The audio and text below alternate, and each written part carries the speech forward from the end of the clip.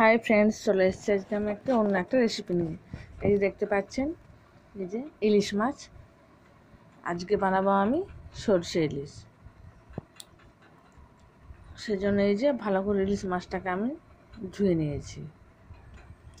এরপরে এই যে আমি একটা মিক্সিতে কালো সরষে, পোস্ত, একটু কিছু কাঁচা লঙ্কা আর আদা নিয়েছি। এদিকে আমি নুন হলুদ মাছটাকে ভালো করে মাখিয়ে নিলাম। এরপর নুন হলুদ মাখিয়ে আমি এটাকে 10 থেকে 15 মিনিট ভালো করে রেখে দেব।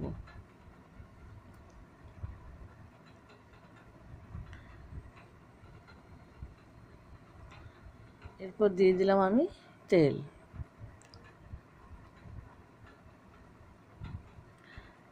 সরষে ইলিশ খেতে কে কে পছন্দ করেন আমাকে কিন্তু অবশ্যই কমেন্ট করে জানাবেন। এই যে তেলটা গরম হয়ে গেছে, এরপর আমি মাছগুলোকে দিয়ে দিলাম। অনেকে সরষে ইলিশ মানে মাছটা ভাজে না, এমনি কাঁচাই করে। আমি জাস্ট একটু ভেজে নেব।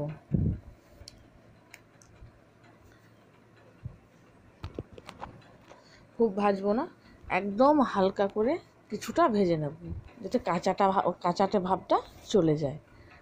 ভাজা হয়ে গেছে আমার। এরপরে এই যে দিয়ে দিয়েছি আমি একটু কালো জিরের ফোড়ন।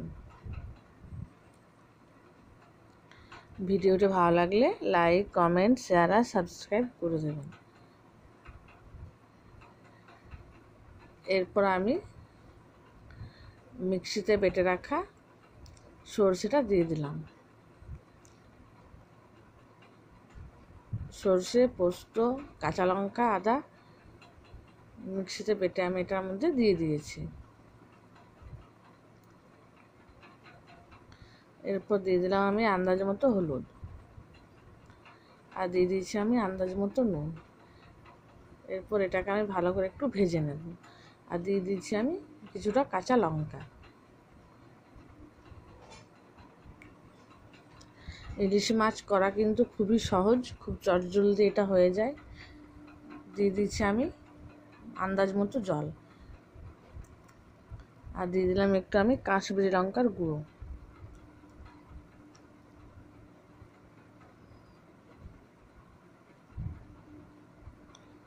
কে কে এই রান্নাটি করেছেন আমাকে কিন্তু অবশ্যই কমেন্ট করে জানাবেন। এরপর আমি মাছগুলোকে দিয়ে দেব।